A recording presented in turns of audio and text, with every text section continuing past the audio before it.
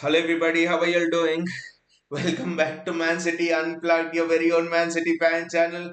You can see the smile in my face. Why am I smiling? City have won the third title in a row. This is the fifth title in the last 6 years.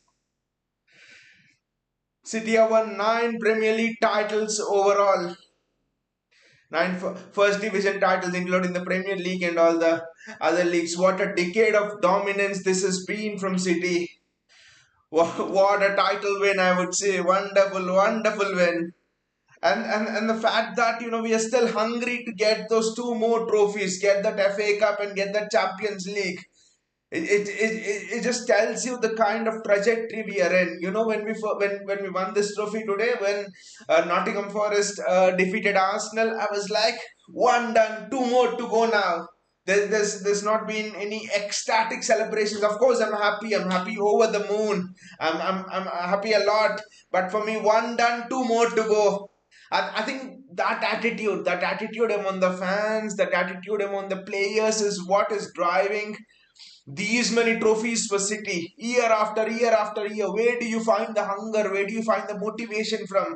It is this. We are not satisfied with one. We want to go to the next one, next one. At this moment, I would like to tell you that where did Arsenal lose the title? Can anyone comment? Where did Arsenal lose the title? I was actually discussing this with a friend as well a couple of days ago. Where did Arsenal lose the title? Now, you might say Arsenal lost the title. It's Southampton draw, West Ham draw 2-0 up, probably at Anfield. You could tell all of that excuses. Probably you could say that Arsenal should have defeated City at the Emirates and all of that. But Arsenal lost the title well before that. They have lost the title way before that. Arsenal lost the title at Aston Villa when Arsenal defeated Aston Villa there 3-2, right? And after the title win, Arsenal were celebrating like this was in February first week, I think February first to second week when right after we defeated them at the Emirates. Arsenal celebrated that win 3-2 late winner. They celebrated that win like there was no tomorrow. Zinchenko celebrated that win with the fans outside the stadium for 1 hour. Zinchenko was on the field crying. There were 2-3 Arsenal players in the field crying. In February, if you celebrate a title, if you celebrate a victory like you have won the title, I think that is your downfall. Because then that will create more anxiousness in the fan base, in the players. It will remove a bit of hunger as well. You need to treat each match as, okay, this match job done, this match job done.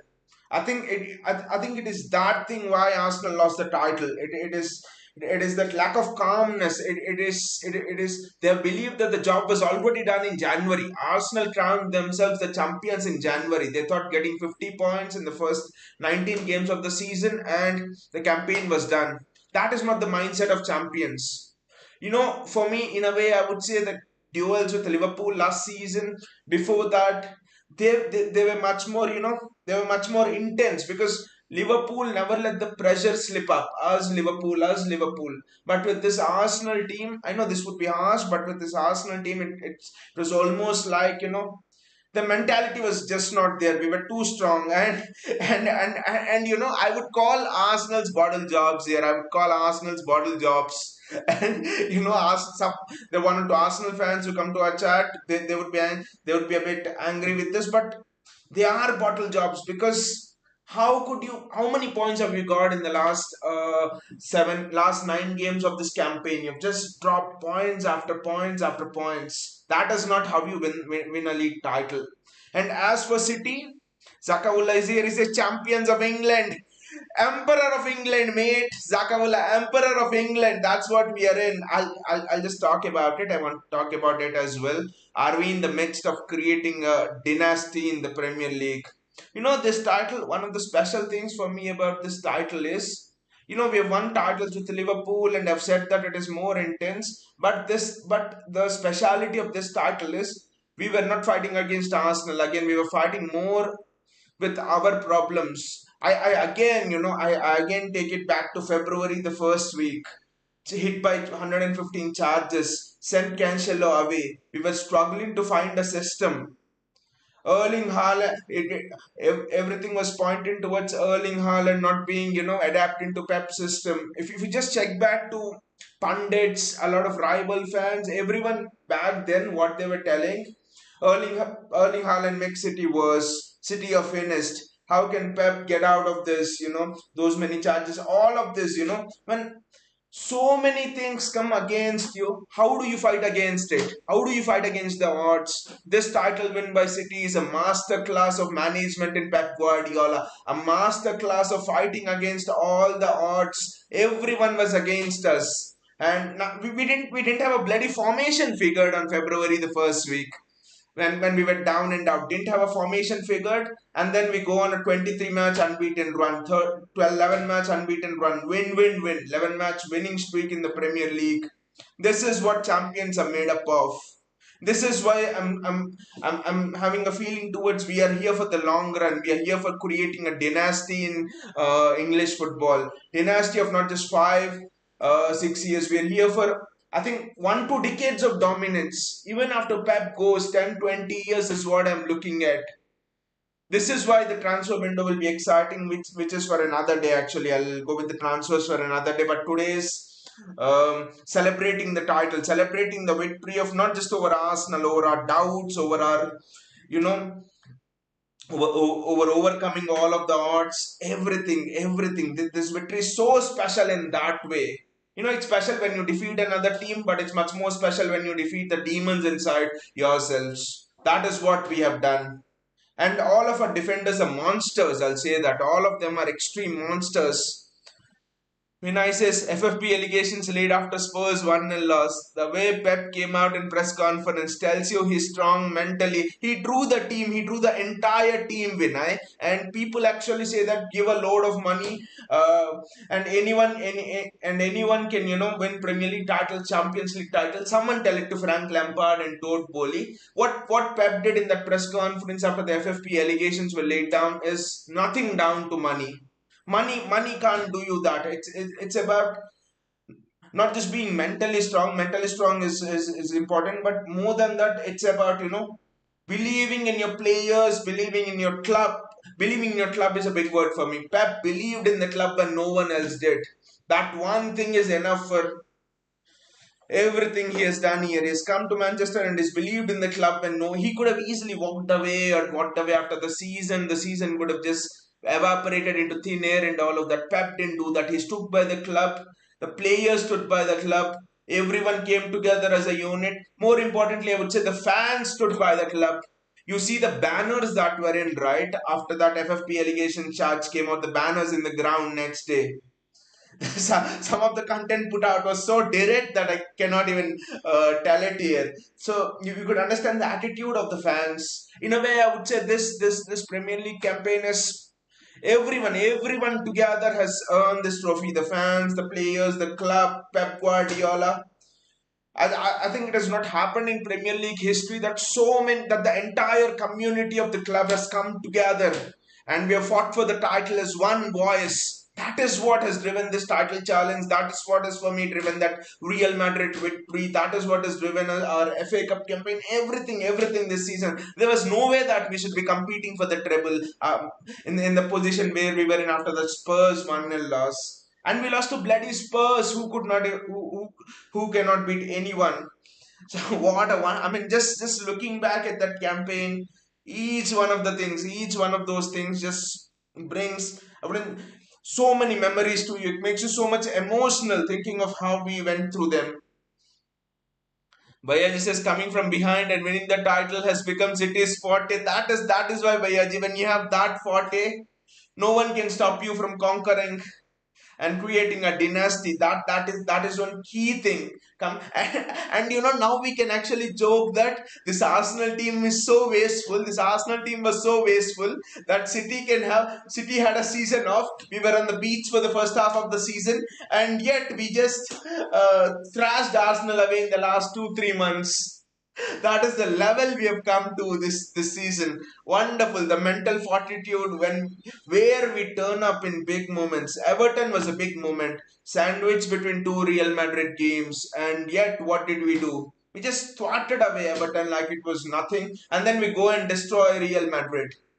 I mean, this kind of dominant away performances, it's I think rarely you could see it in Premier League history. Even in the treble-winning Premier League campaign, I think Gary Neville was mentioning they had Juventus, United had Juventus, and in the middle there was a tough away game where they dropped points or something like that. He mentioned. So, what City did at Everton, I think that was so crucial. It's so big.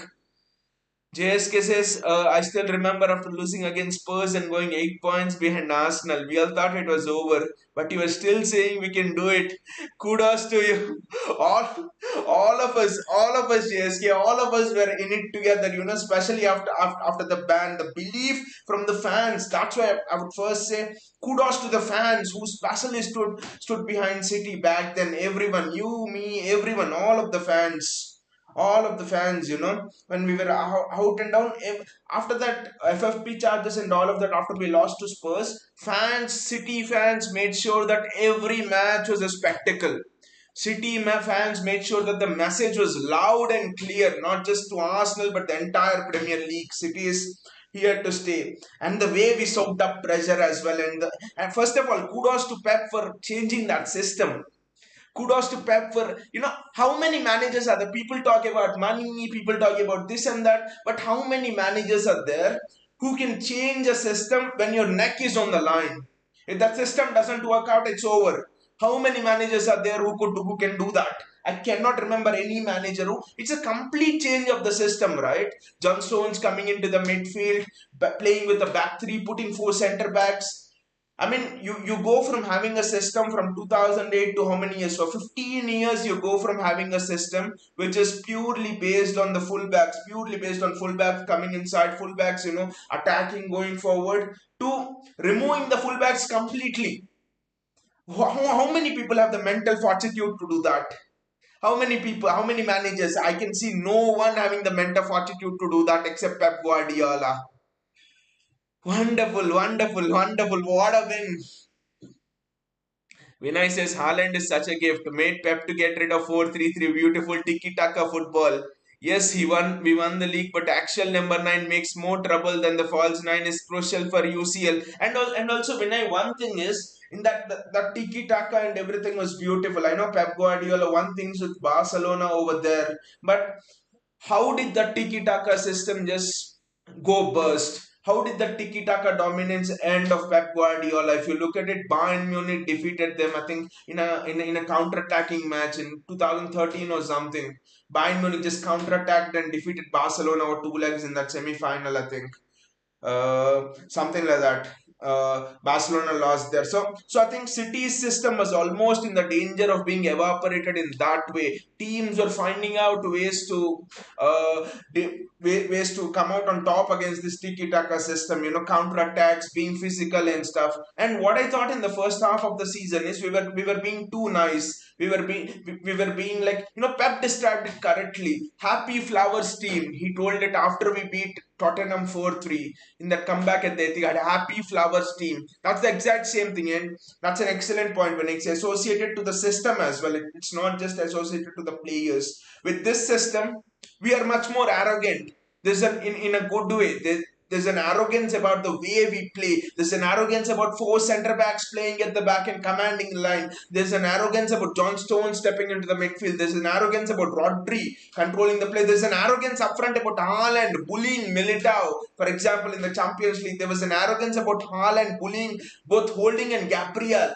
That is what we were missing at the start of this campaign. Happy Flowers team and all of that. No arrogance. It was about Pep system as well, and Pep has clearly changed that.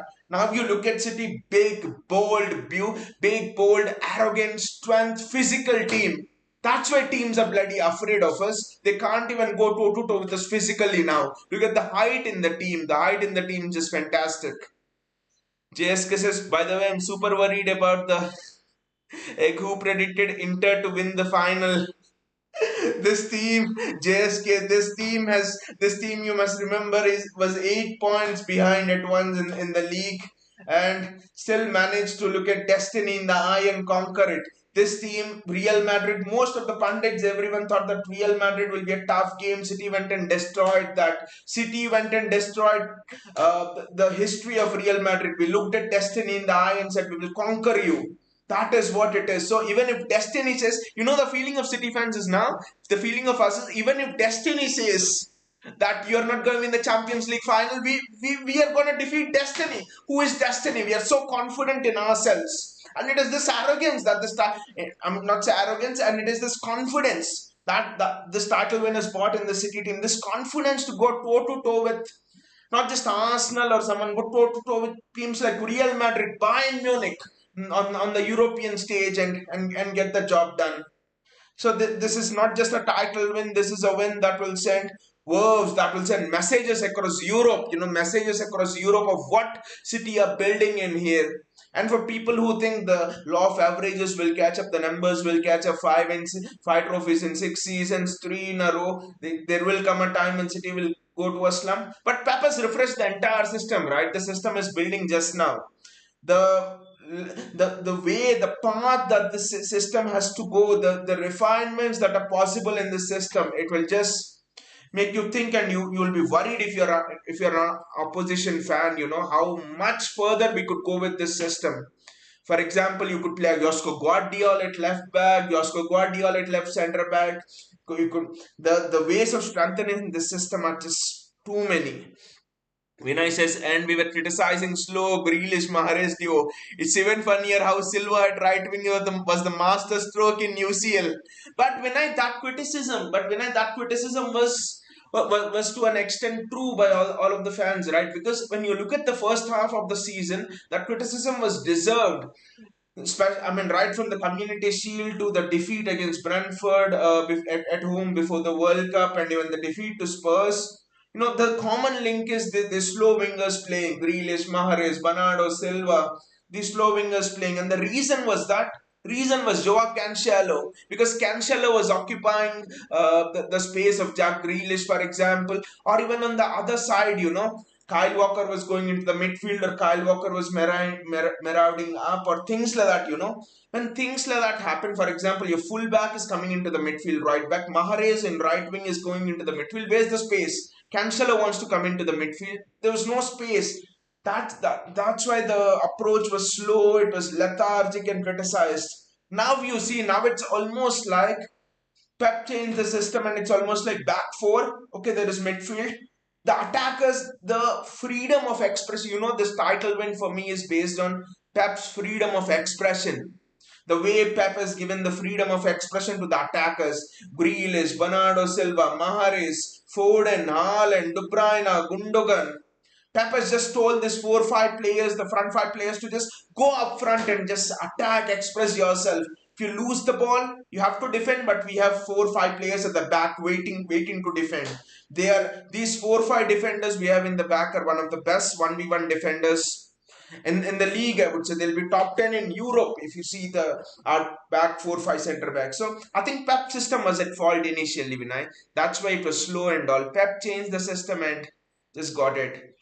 JSK says, and I was about to put a bounty on Ederson after the game. JSK, I was glad, JSK, that you did what you did to Ederson. You absolutely tore into Ederson. You were hashtag Ederson out in every game. Every game you wanted Ortega to play hashtag Ederson out. And I just wish, I just wish, JSK, that you continue with your Ederson out campaign at least till the UCL final in the end. We need it. We need it. Edison performing very well, powered by the scolding from JSK. Wow, what a headline that is. Bayaji says, this is the season to lift all the curses. City will prevail. Vinay says, Pep said you have to beat Real Madrid to win UCL, and to top it, Yaya Toure also cleared the curse. It is coming together, Vinay. It is coming together. I mean, we can't let it down, but I mean, we can't let our guard down and all. We'll have to be focused and all. We can't allow ourselves to be drowned too much in this title, these things. And we know that it's not that we're winning the first title after bloody 20 years or something, right? We have this habit of serial winning things serially and stuff. So I think there'll be a balance. There'll be celebrations today. The players will celebrate, but the players will know FA Cup final and the Champions League final. They are the ones, and if the players can do that, this team, each of the players will know that this team can be etched in history forever. No one can erase that. And Manchester United, noisy neighbor. Now, who are the noisy neighbors? Now, who are the noisy neighbors? And the bloody great thing about this would be that we would steal the accolade of the treble right from Manchester, right from under the noses of Manchester. Living in Manchester itself, being in Manchester itself, what a blow that would be for Manchester United.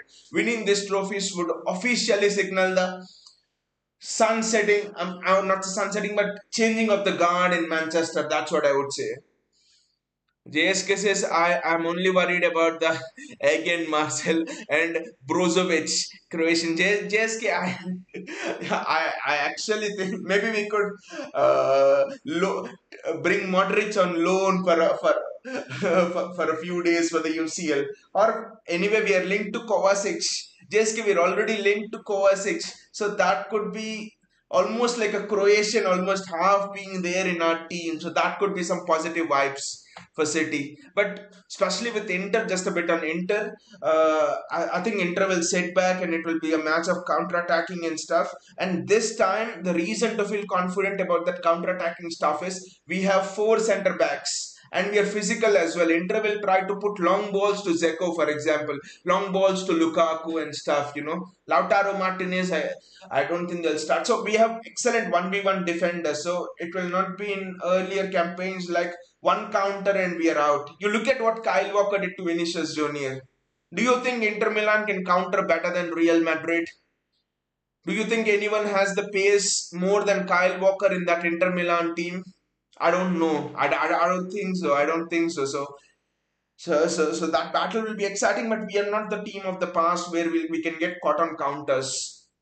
We have a backline who are extremely comfortable in dealing with the counters. Vinay says we have Alvarez who has won against Croatia, Argentine to break the Croatian curse, Vinay, and we have Alvarez who has scored against Madrid and Argentine who has scored against Madrid. Wow, Julian Alvarez, the finish. It had to be if a striker. It was written in the stars, I think.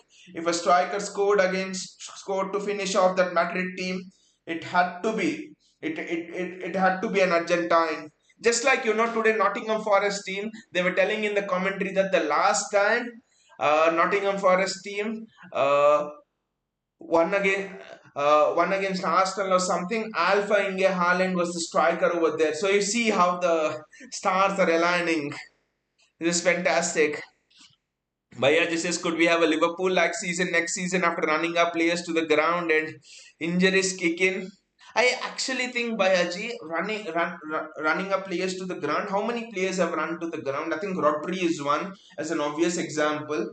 I know Kevin De Bruyne has been tired in recent days, but apart from Rodri, Haaland has the World Cup off. I think apart from Rodri and Kevin De Bruyne, okay, Grealish has played every game, but Grealish hasn't featured much for England, right? So I think apart from Rodri and Kevin De Bruyne, I don't think we have run any of our players to the ground. If you just look at all of our players, I don't think anyone has played more than 25 games in this campaign. Okay, Rodri is an exception. I would say maybe KDB is an exception. Okay, KDB, Rodri, Haaland, Grealish. Apart from them, I don't think anyone has played more than 25 games this season because Ruben Diaz, for example, he was out for most of the first half of the campaign, second half.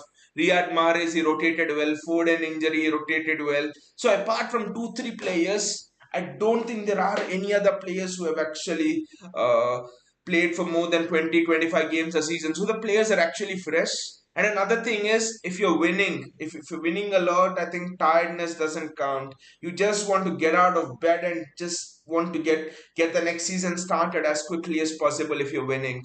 So winning does a lot to your mentality because why Liverpool were running to the ground and stuff. They lost. They just got away with 2 trophies when they would have liked to at least have a Premier League or a Champions League. They got away with the 2 lesser trophies. So when you put so much of an effort into the campaign and you come away with almost nothing, then I think your legs are bound to go. But this is something else for City. This team is almost ready to rewrite history and stuff. Vinay says, team who beats tough team wins. You see, Liverpool had dominated Real Madrid in the final. That is true. That is true. That is true. I think when I last season, Real Madrid's game was actually up last season, but they just got through with some magic from Benzema, Vinicius Junior, and Luka Modric and all. And Liverpool were not ruthless, for example, in the Champions League. Courtois made great saves with us as well. We could have had that excuses, but you look at how Bernardo Silva finished off. You look at how Julian Alvarez finished off in the end. If you're not ruthless, you're not going to win the Champions League. You could have 30, 40 attempts on target. If you're not going to be ruthless, you're not going to win the Champions League. JSK says, yeah, they might have a Croatian, but we have the owner of Croatia, Julian Alvarez. That is true. What a season Julian Alvarez is having, right, JSK? He's potentially on the verge of winning almost all of the trophies in offer, right? Okay, except the Carabao Cup, the World Cup, the this thing, and the Premier League, FA Cup final. He's into two more finals. What a season Alvarez is having.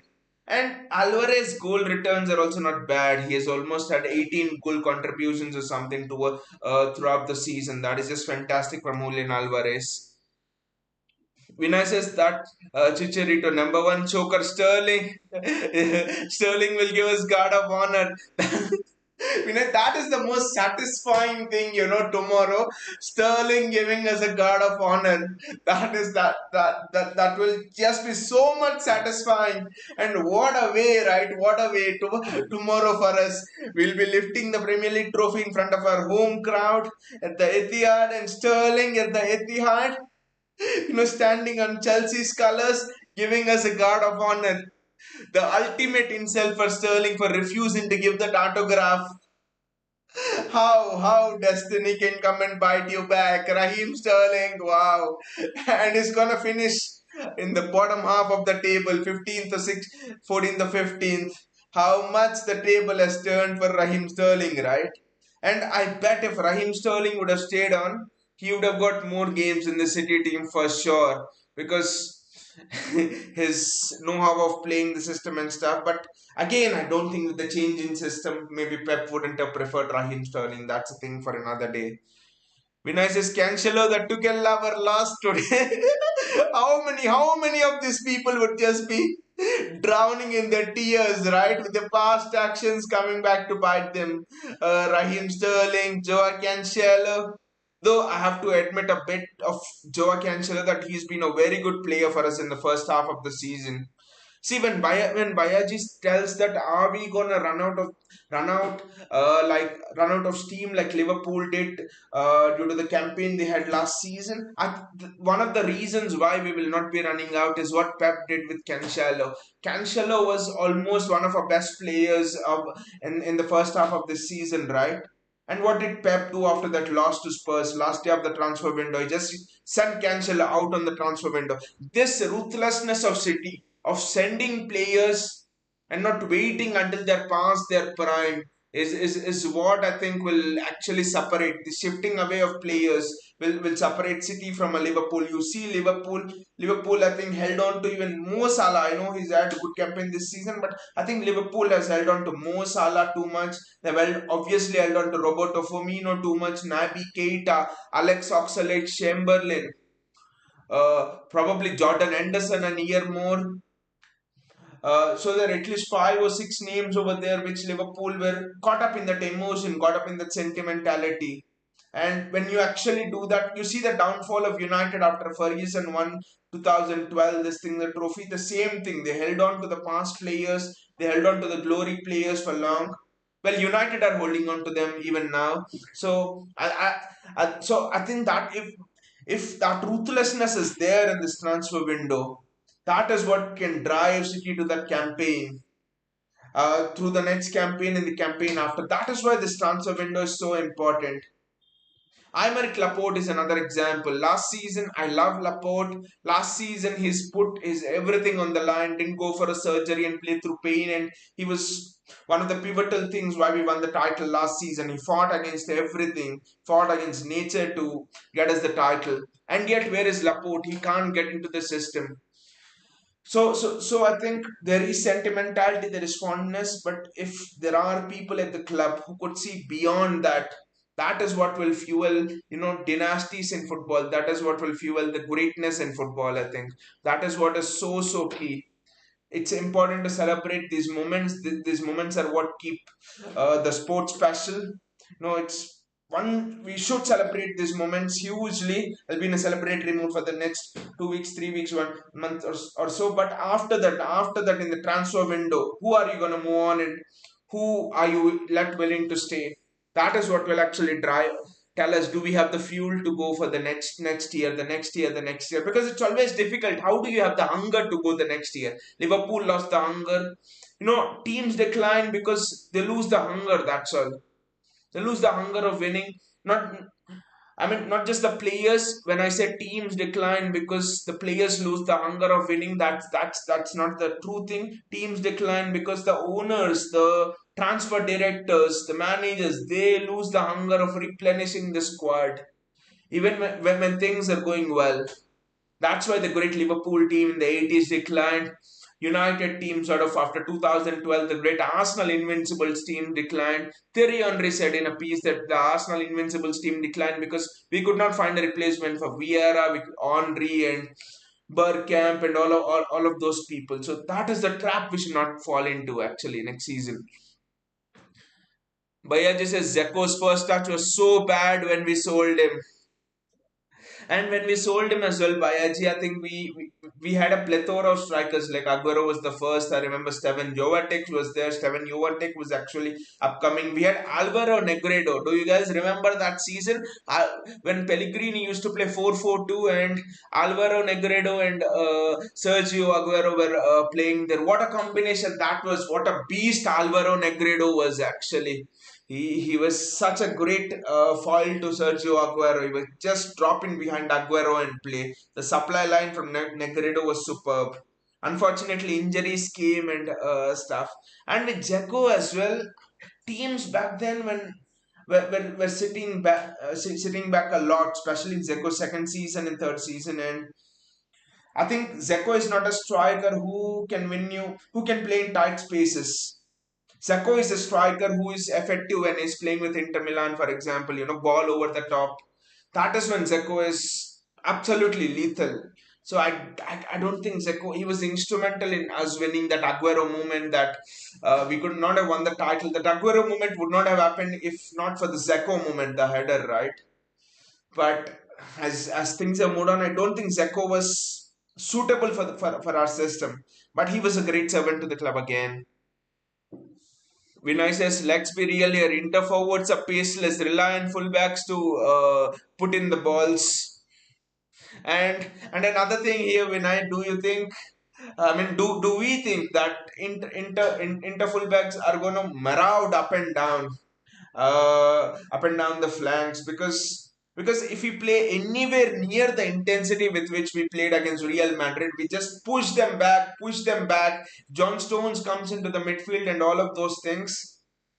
How can Inter's fullbacks come marauding up and put the crosses in? I mean, if Inter wants to make it a open game, get to us toe to toe and stuff, they might do that. But I don't think that is Inter's game plan. If it was probably an AC Milan team, then they would have done that. But with Inter Milan, I don't expect them to do that. And then other guy in Inter Milan, Federico Di Marco, I think is his name, if I'm not wrong. We are actually looking at him for a left back position. So it will be interesting to have an eye on him as well in that Inter game. Bayaji says Akanji's first ever trophy in his first ever season, right? And Bayaji, what a signing Manuel Akanji has been, right? What a signing has been. I would even say that he can be seen as the underappreciated player of this entire Premier League season of all of the clubs, actually of all of the Premier League clubs. He well could be the most underappreciated player of the entire of the season across Europe, I would say. Manuel Akanji. Look at what the guy has done. We have bought Akanji to be a backup centre back, right? When he came in, he was in the fifth position, right? Almost behind Ake and stuff like that. And look at what the guy has done. He has played centre back. He has played right back against Bayern Munich, against wingers like Sane and Coman. He had played in against Bakayo Saka, who's one of the best wingers who has been one of the best wingers in this campaign. So you look at what Akanji has done. He's not just done it in the Premier League. He has done it against top pacey wingers, and he doesn't have that pace when you compare him to Walker or stuff. Left wing, left back, right back, centre back. And who are you playing at left back and right back against? Bukayo Saka, Kingsley Coman, Leroy Sané, Sadio Mane. Wow. If you can defend 1v1 against these wingers, mate, you should have cost at least 70, 80, 90 million pounds. A team like United would have given 80 million pounds to Akanji if he had a season where he defended against all of these people. And we have got him for 20 million pounds. And yet people say City just spend money to win trophies and stuff. I mean, for all of the Arsenal fans who think that City just spend money and to win trophies, from 2012 to 2022, just compare the net spend between both the clubs. City have just have a net spend of 100 million pounds more than Arsenal, and by the end of this season's transfer window, I think Arsenal will have more net spend than City in the last 10 years. I'm not telling about 3-4 years, in the last 10 years. So for all of the people who are dreaming that it's just because of money and stuff that City has done, mate, just come back to realism. It's not, yes, we have spent money, but we have also sold our academy players. Today, people tell that City's youth players are not getting chances in City's first team and stuff. But you look at where City's youth players are playing across all the top five leagues. You look at Brahim Diaz. He was in our academy. You look at Brahim Diaz playing in an UCL semi-final for AC Milan. You look at our youth players playing for Borussia Dortmund, playing for top clubs in Spain, in France, in Germany. So City's youth structure has become so strong that we're able to generate sales. When Manchester United are struggling to sell a Harry Maguire, for example, people like that, Phil Jones, they struggle to sell Eric Bailly, and all of those. We are selling our youth players for 20 million, 25 million, 30 million. Gavin Bazunu 20 million, Romeo Lavia 25 million. Or most of the cost of Erling Haaland transfer fee done, right? So that is where this club is going to becoming self-sustainable, and that is the fantastic thing. So for everyone who's thinking about money and stuff, it's just not the right way to think about it. We have changed how football is being viewed in the country, not just about how it is being played, but also about how a football club is being run right from the top to bottom, right from how we have become benchmark teams like Newcastle, Chelsea, Liverpool. In fact, there was a news 2-3 months ago that the American owners, Liverpool owners and United owners are discussing about how do you create a model like City did, City Football Group. So many sister clubs and stuff. So we are being talked about not just in terms of the system, in terms of the domination that we did against Real Madrid, also in terms of how do you run an empire, how do you drive a club towards sustainability? How do you create a great youth infrastructure, great facilities? Fantastic from top to bottom, I would say. So this trophy win is all about everyone, right from the fans to Pep Guardiola to the players to the chairman sitting up there to Tikshiki Bagaristan, Ferran Soriano to our owner, everyone, right from top to bottom. The way we have been run, it's just that's why we are a juggernaut. The way we have been run, and it's beyond money. The way we have been run, it's about efficient processes. It's about strong negotiations, quick negotiations. Calvin Phillips for 40 million pounds. I know is not performing well. Julian Alvarez for 15 million pounds. Maxima Parone for 20 million pounds. We could have got Enzo Fernandez, for example, for another 15, 20 million pounds. So just look, we have money, but we we are right now picking these youth players. So and there was an excellent statement which actually Richard Dunn said, which Richard Dunn actually said.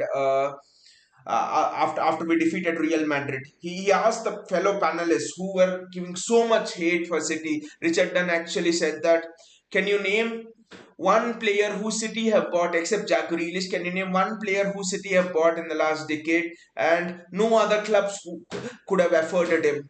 No one except Jack Grealish. No one. I mean, the maximum City have spent on a player except Grealish is 50, 60 million pounds at United, Liverpool. Tell me a top, not just six. Tell me right up to Nottingham Forest. Tell me a team who could not afford those kind of 50, 60 million players. Everyone could, right? Everyone could. It's just that illusion that a lot of rival fans, a lot of clubs, a lot of team owners around the world, everyone are living in that city, just spend money and get success.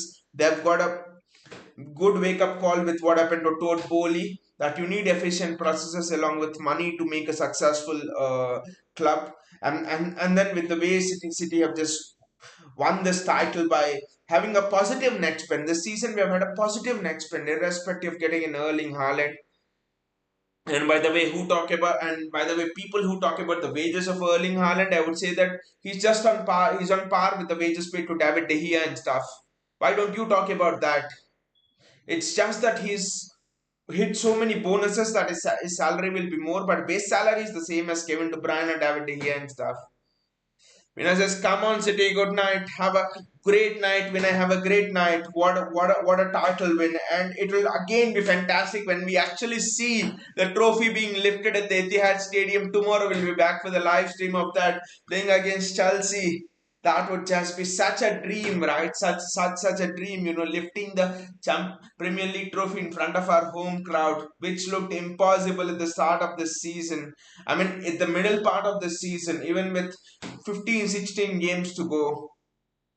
But wow, this is what dreams are made of. That's what I would say. Away says three in a row. Let's freaking go. Let's go, Aways. Let's go. Wow. I mean, three in a row, and the hunger's still not dying. The hunger's still not dying. That's what I would said. Want another? We want another. I mean, there was an interesting article which I read, I think, a week ago, and all it says that it's not just City's players who are so hungry to win one trophy after the other. It's also City's fans. City's fans are also now in the same mentality, and that's how a big dynasty can be made. And I totally agree. This is the mentality of even City fans. This is the mentality of everyone, each one of us associated with City. I think when you buy into this mentality, that is when you can go so far. You can reach up to so dizzying heights that other teams can just look at you and marvel at you. And you know what's the best thing with the City team? We are now beating teams in the tunnel. Okay, we have won trophies in the past, but right now that Everton game, for example, that Everton game, I think I feel we defeated them in the tunnel. And now after this Real Madrid performance, I think it will just be much more. We'll be having so many teams next season, for example, who we will be defeating in the tunnel itself. They'll be afraid to match eye to eye with us. This is the level of domination you want. A level of domination where an opponent not just respects you but fears you. Teams respected Arsenal this season for what they did. But no one feared Arsenal. They knew that Arsenal had a weak underbelly and they could have got it. But teams are starting to fear City in the tunnel, and that is what is so important. Bayaji says, let's make it sixth win in a row versus Chelsea for a Champions League heartbreak. There is gonna be no let up to Chelsea, Bayaji. Pep doesn't forget. Pep doesn't forget. We've already defeated Chelsea twice this season, twice or thrice this season. I don't remember. FA Cup was won, League was won at Stamford Bridge. Did we defeat them in the Carabao Cup? I think we defeated them in the Carabao Cup as well. So three times we defeated Chelsea this season. Pep, this is all the revenge what Chelsea did to Pep that season, the Champions League season, right? We will batter Chelsea tomorrow and win this trophy. I want a I want a score line of 6-0, 7-0 against Chelsea. This should be a battering. Nothing's forgiven. Nothing's forgiven. And also we don't forgive Frank Lampard as well for what he did with that Everton side, right? You remember Everton drew with us 1 win. They 1-1. They spoiled our bloody freaking New Year party, right? It was on 31st of December, and I just felt a bit flat going into that 1st of January. One Everton had one shot and they scored one goal. So Frank Lampard will not be forgiven as well. It is gonna be a battering for Chelsea tomorrow. No let up, no let up. Battering for Raheem Sterling, battering for Chelsea. Aves says, definitely, mate. We are building that dynasty legacy. We are building it. We are building it, Aves. But the only thing is, we must not let this hunger die. We must not bask too long in the glory as a team, as a community, everyone. And that's why I think I'm very fascinated with the transfer window. Actually, how will we, what players will we actually get in the transfer window, what youth will integrate? Well, we'll talk about it on another stream on another day. Right now, just enjoy the victory, guys. Enjoy it. Bayaj says fear factor is back, and Bayaj, the fear factor is much more lethal. It's much more brutal right now, just because of that physicality that we have inculcated in the team, right? And there are actually certain indications as well about that fear factor. Yerry Mina, for example, against Everton, Yerry Mina was torturing Jack Grealish. Yerry Mina at the end of the game was trying to give things physically to Jack Grealish. He was just holding Jack Grealish, and what happens? Erling Haaland comes running to Jack Grealish, and he stands by Jack Grealish and he tells Yeremina, what do you want? Come and fight with me. Yeremina just goes away. You know, Granit Xhaka, for example, in that Arsenal game, I think Arsenal away, Granit Xhaka. Granit Xhaka comes and holds Jack Grealish. What happens again? Erling Haaland gives one to Granit Xhaka. What happened to Eder Militao? Erling Haaland physically destroyed him. It is this comradeship, it is this spirit, They say that spending money, getting in good players into a team, that is not the difficult part in building a team, in creating hunger. The difficult part in creating a team is team spirit. How do you build team spirit? That is where Chelsea are lacking. And all of these incidents which I've been telling you right now, of Erling Haaland going for Jack Grealish and all of those things, and there have been many incidents like that on the field this season. That is what team spirit is. I think that is what Erling Haaland giving that penalty to Gundo, for example. Kevin De Bruyne shouting back at Pep. Those who do you fight back with? Who do you have arguments with? You don't have arguments with a stranger, right? You have your biggest arguments, your biggest fights, not in a bad way, but your biggest fights with your closed ones. It is common to see fights between brothers, arguments between friends, and all of that. You have arguments with people who you love the most, right? That is what I'm seeing in this team. Each one loves each other. They have arguments with each other, but in a good way. They want to drive the performance of each other up. That is what Pep said as well. When Kevin De Bruyne shouts back at me, I'm more happy because that means that he wants the level to be up. That means that he's willing to take the level of this team up. That means that he wants to play at a high level. So I think all of these little bits of things, these things will not be mentioned in your match of the day, or when rival fan channels they just talk about you, and all of these things will not be mentioned in the highlights clip and all. But it is these 5-6 pieces of incidents that have actually shaped our season. That showed that we care about the players, care about the fans care about the players are fighting for each other. I think it is these little instances that actually are the building blocks of a dynasty, the team spirit overall.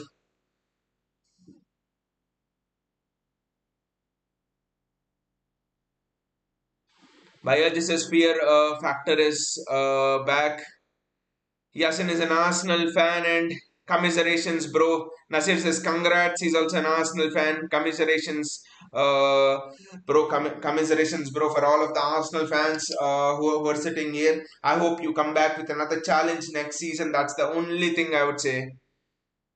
Anyway, guys, thanks a lot for all of the comments. What a season it has been, and what is memorable about this season? I mean, if I talk about this channel, for example, all of the comments from all of you guys, all of the comments where all of the discussions where we have been having when City were down, Spurs 1-0 loss. I remember after the game, I think we had good discussions. We chatted for 30-40 minutes about how the season should be and how we can go forward and stuff. It is these things, these things in the moments of, in the moments of being down, being there for each other when you're down. It is in those moments, the wonderful, wonderful things. We've been together through the highs, through the lows, having discussions when things are not going well for us, the Chargers losing to Brentford, everything we've been together. That's what really has made this season memorable to me.